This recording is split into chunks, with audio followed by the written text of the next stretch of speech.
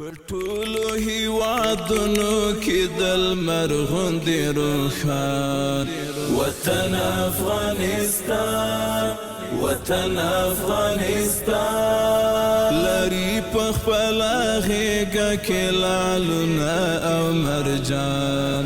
وطن افغانستان، وطن افغانستان.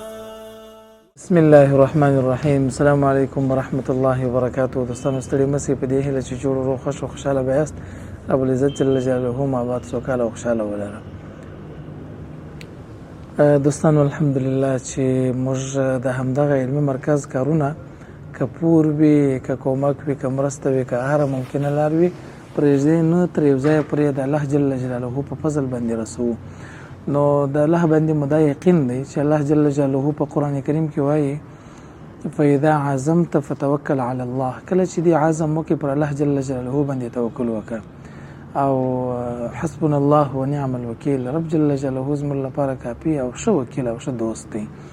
نو په همدې مخه باندې د همدغه رب جل جلاله د توکل او د الله تعالی جل جلاله د باب په قرآن کریم کې د دې آیاتونو د تکرار په سبب باندې موږ د خپل کارونو باندې الحمدلله نه په شاسوي چې رب جل جلاله لا تقنطوا من رحمت الله او لا تحزن ان الله معنا. الله جل جلاله د الله د رحمت منه امید کیږي، مخه پکېږي، الله زموږ سره دی. په همدې اساس باندې که پیسې وي هم نه، خو الحمدلله د اعتبار په خاطر باندې موږ هغه کارونه خلاصو او بشپړ کوو. څو برنامې مقرر شکل باندې ورکړې وي. غواړم چې همدغه برنامو لپاره وضاحت ورکم چې موږ په دغه څو میاشتو کې تقریبا څو کارونه کړي دي.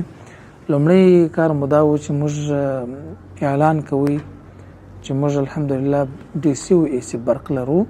ټول سامان یې پوره، فقط هغه بیټري او هغه روټر او هغه څه سامان چې ورته ضرورت دی چې دغه برق راوچلوي، دغه ضرورت چې هغه موږ دوانه وس نه درلودلی. نو د رب جل جلاله په فضل باندې او رڼا موردي ټوله فامیل، البته بالقسم موردي ټوله فامیل، ټوله خويند او هر دوست چې په دې کې کومک کړي د برق ټوله مصرف په غاړه واخیستی. خدای جل جلاله دې اجر ورکړي. دا یو چې په دوهم قدم کې مو تشویش ته پرشونو چې موږ پرش ولرو الحمدلله چې هغه امور چې له جرمني څخه زموږ سره کومک کړی وو او بار بار چې به کومک مرسته کوي چې کومې پیسې به پاتې شوې موږ به راپور ورکړ او دوی به هم جواب دار کړي چې هغه د مرکز د فرش لپاره وساتي.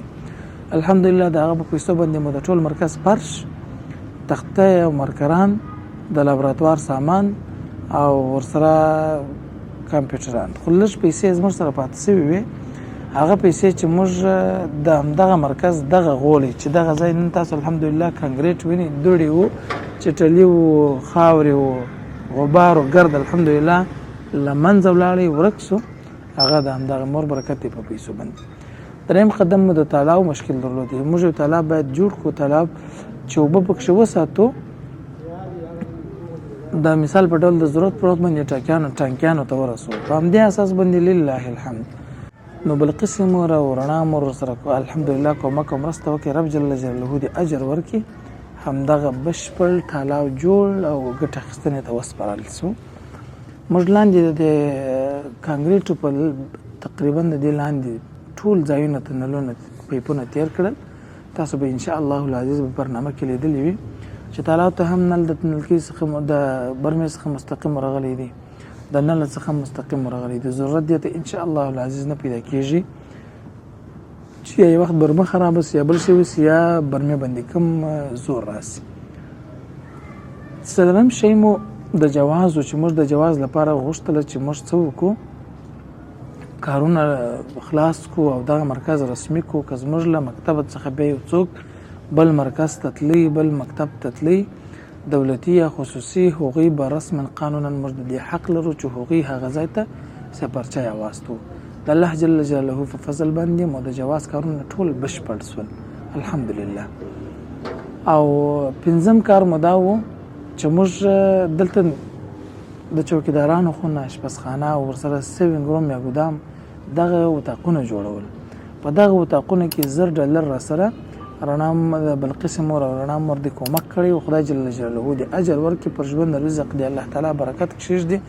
نور همدغه اتاقونه الحمدلله جوړ شو. په دې کې دوستانو موږ د جواز په برخه کې څومره مصرف کړي دي ټول په پور باندې وو، پیسې موږ مصرف کړي دي دا یو. او دوهم دغه اتاقونه کې ډېر مصرف راغلی دی، فقط موږ $10 درلودلی دي.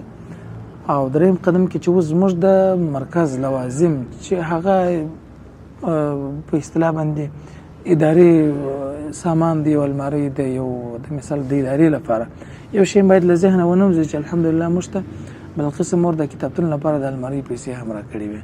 موږ ان شاء الله العزیز المارۍ په تاسو ژر زموږ په کتابتون کې ووینئ، د کتابونو د ټولو شیانو سره به تاسو ووینئ چې هغه کتابتون به چې دنیا کې یو څوک ماهر او په دنیا کې یو څوک ټاپ تجار، په دنیا کې یو څوک ټاپ ډاکټر هغه څوک چې آزاده مطالعه ولري.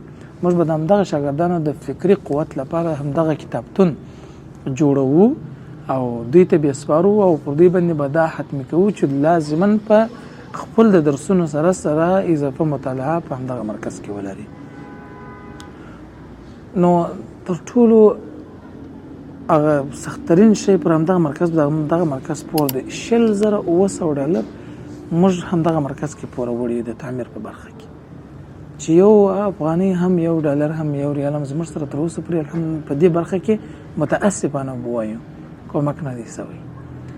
او باقی منده او د اتاقونو په برخه کې چې قرضداري پر موږ باندې پاته ده او طبعا نور مصارف د غذای چې دي په موږ باندې پاته دي او د دې ترڅنګ الحمدلله د غولي مکاري وسو په ګیټ کې څه کارونه دي لږ مکمل دي. یعنی تر ټولو سخت کار یې څه دی هغه دغه دی چې موږ د همدغه اتاقونو برخه کې پوره وړي، دغه تعمیر په برخه کې او دغه ځای په برخه کې پوره وړي. نور ان شاء الله العزیز دا مرکز به بشپړ سي او هغه کارونه چې موږ در اوسه پرې ټارګټ او اهداف ګرځولي هغه به خلاص سي. باقي کارونه چې نور کارونه کم پکښې کوو هغه به ان شاء الله العزیز تاسو وروسته کې چې دغه قرضداري مشکلات څخه خلاص شو بیا به تاسو ووینئ. تاسو ټوله برنامه او ټوله مرکز زموږ څخه یو ځل بیا هغه چې ما یادونه کړې ده د ټولو مرستې او د ټولو کومکونه وه وخت په وخت ما هر چاته د هر شي په مورد په هر لحاظ راپور ورکړی دی. هیله ده چې همدغه راپور ستاسو لپاره د همدغه اطمینان سبب وګرځي چې الحمدلله دغه کار زما په پیسو باندې سوی دی. جزاکم الله خیرا. پر ټولو هیوادونو کې د لمر غوندې روښان وطن افغانستان، وطن افغانستان لري په خپله غېږه کې لعلونه او مرجان. وطن افغانستان، وطن افغانستان وطن د میړنو دی ټاټوبی د زمرو دی ښېرازه په اوبو دی. وطن د میړنو دی ټاټوبی د زمرو دی ښېرازه په اوبو دی. په واکې ټولی د شملورو د کاروان. وطن افغانستان، وطن افغانستان په ټولو هیوادونو کې د لمر غوندې روښان. وطن افغانستان، وطن افغانستان لري په خپله غېږه کې لعلونه او مرجان. وطن افغانستان، وطن افغانستان پاللو ته ژمن یو بشیان د دې وطن یو ورتیر د روح او تن یو. پاللو ته ژمن یو بشیان د دې وطن یو ورتیر د روح او تن یو. رښتیني یو کوو ورسره عهد او پیمان. وطن افغانستان، وطن افغانستان په ټولو هیوادونو کې د لمر غوندې روښان. وطن افغانستان، وطن افغانستان لري په خپله غېږه کې لعلونه او مرجان. وطن افغانستان، وطن افغانستان